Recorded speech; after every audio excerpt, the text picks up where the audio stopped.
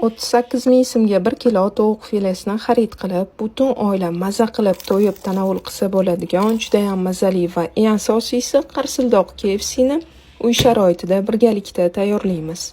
Birinchi navbatda tovuq filesini videoda ko'rsatilgandek qilib to'g'rab olamiz. Keyin esa idishga tuz, ravorlar, chesnok va suvni solib, aralashtirib aynan shu suyuqlikka to'g'rab olingan tovuqni solib, hammasini kamida 1 soatga xolodilnikka olib qo'yamiz. Bu paytda klar bilan panirovkani ham tayyorlab olishimiz kerak. Unga tuz va ziravorlarni solib aralashtiramiz. Tayyor bo'lgandan keyin teng 2 ga bo'lib, bir qismiga tuxum va suvni solib aralashtirishda davom etamiz. Bir xil holga kelgandan keyin qarabsizlarki, klar ham tayyor.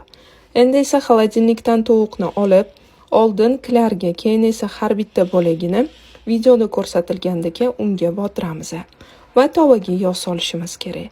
Men har doimgi